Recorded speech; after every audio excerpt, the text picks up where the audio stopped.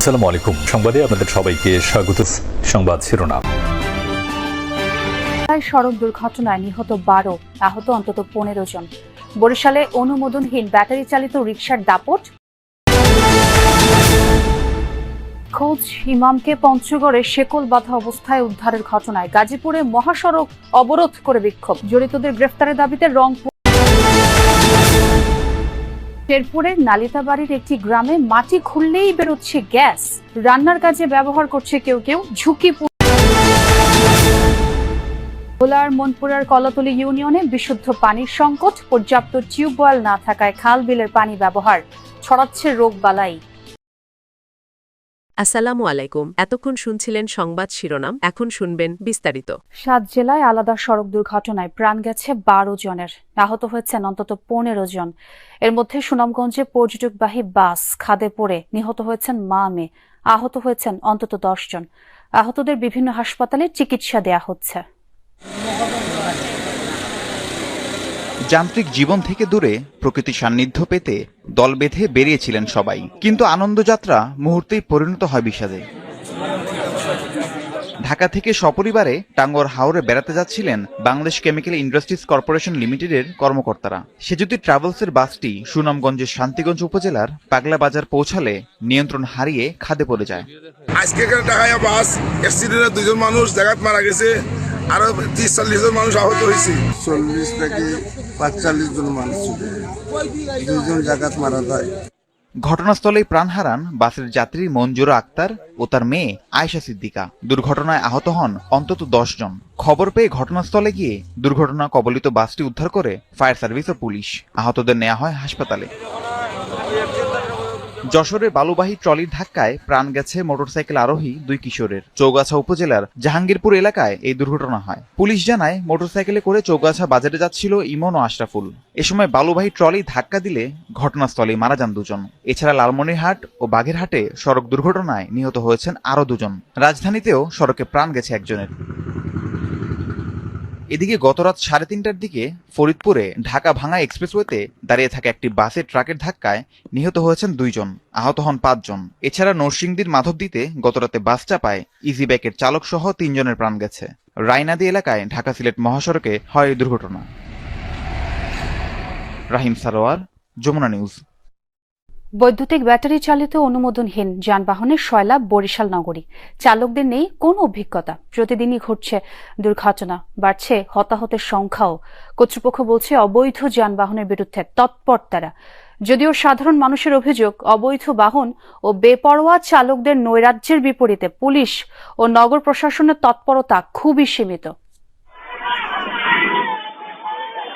কখনো নিয়ন্ত্রণ হারিয়ে ছিটকে পড়ছে সড়কে, কখনো ধাক্কা দিয়ে ট্রাকের নিচে ফেলে দিচ্ছে মোটরসাইকেল আরোহীকে, কখনো পথচারীর উপরই তুলে দিচ্ছে অটোরিকশা। বরিশাল শহরের নিত্যদিনের চিত্র এটি।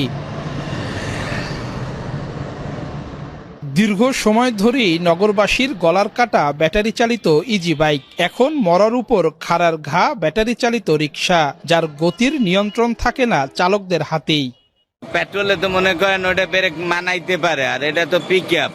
আমরা পিক আপ পাইয়ে মনে করেন ফোর্সে চালাই জন্য অ্যাক্সিডেন্ট হয়। বৃষ্টির ভিতরে জোরে চালান যায় না, ব্রেক করলে মনে করেন এখানে করলে আরো 2-3 জায়গা, আর পার্সোনালি সমস্যা হয় না। এটা মনে করেন মোটরের একটা ব্রেক আছে, ওই ব্রেকটা যদি করা হয় তাহলে মনে করেন দুর্ঘটনাটা একটু কমতো, কিন্তু ওই মোটর ব্রেকটা তো মনে করেন দেয় না কোম্পানি।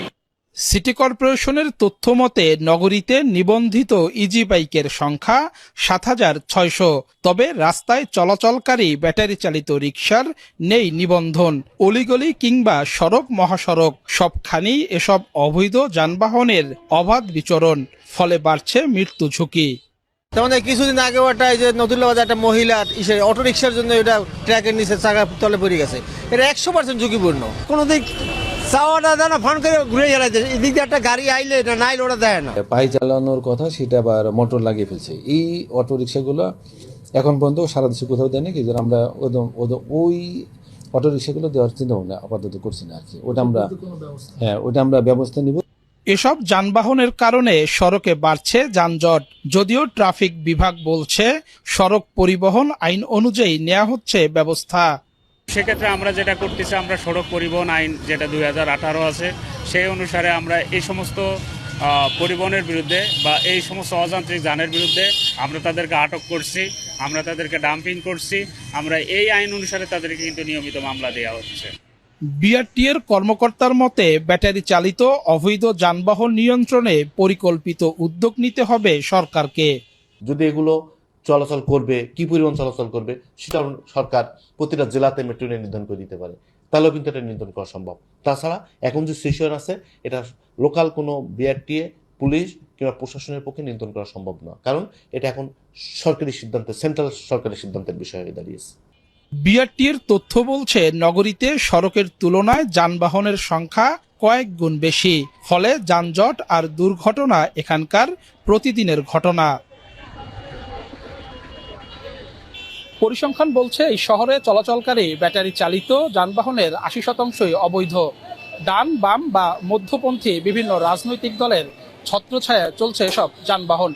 2024 সালের 5 আগস্টের পরে এই পরিস্থিতির কোনো উন্নতি হয়নি, শুধু হয়েছে হাত বদল, এমনটাই বলছেন সাধারণ মানুষ। কাউসার হোসেন, যমুনা নিউজ, বরিশাল। টঙ্গী থেকে নিখোঁজ ইমামকে পঞ্চগড়ে শেকল বাঁধা অবস্থায় উদ্ধারের ঘটনায় ঢাকা ময়মনসিংহ সড়ক অবরোধ করে বিক্ষোভ করেছেন মুসল্লিরা।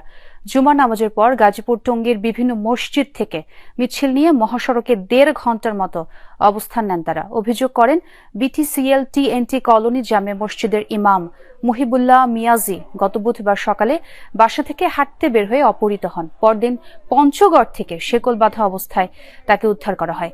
আন্দোলনকারীদের অভিযোগ, অখণ্ড ভারত ও ইসকনের পক্ষে তারা কথা বলে তাকে নানা সময় উড়ো চিঠি দেয়া হয়, না মানাতেই অপহরণ করা হয় বলেও দাবি করেন তারা। দ্রুত ঘটনার তদন্ত ও সুষ্ঠু বিচার দাবি করেন বিক্ষোভকারীরা। সামনের দরজা খুললে একজনের রুমাল না টিস্যু হাতে নিয়ে এবং মুখটা চাপিয়ে ধরছে, আর পিছন থেকে একজনে আমার এই অপারেশনের জায়গা, পিছের আর কান সহ 3টা এমন জোরে জোরে থাপ্পড় দিছে, আমি আর সহ্য করতে পারি না, পড়িয়ে গেছি। খালি মারে আর কত গালিগালাজ করে, কিন্তু মানে এমন ভাষায় কথা বলে যে ভাষাগুলি বাংলাদেশের কারো ভাষা না। এদিকে ইসকন নিষিদ্ধ ইমাম মুহিবুল্লাহকে গুমকারীদের বিরুদ্ধে ব্যবস্থা নেওয়ার দাবিতে রংপুরে সর্বস্তরের সচেতন মুসলিম সমাজের ব্যানারে বিক্ষোভ হয়েছে। জুমার নামাজের পর সদর মসজিদের সামনে থেকে মিছিল শুরু হয়। নগরীর বিভিন্ন সড়ক ঘুরে প্রেস ক্লাব চত্বরে এসে শেষ হয় মিছিলটি। এ সময় তারা বলেন, পরিকল্পিতভাবে দেশে বিশৃঙ্খলা তৈরির চেষ্টা চলছে। এরই অংশ হিসেবে গাজীপুর থেকে ইমামকে গুম করে সীমান্ত এলাকায় নেওয়া হচ্ছিল। দ্রুতই চক্রান্তকারীদের গ্রেফতারের দাবি জানান তারা।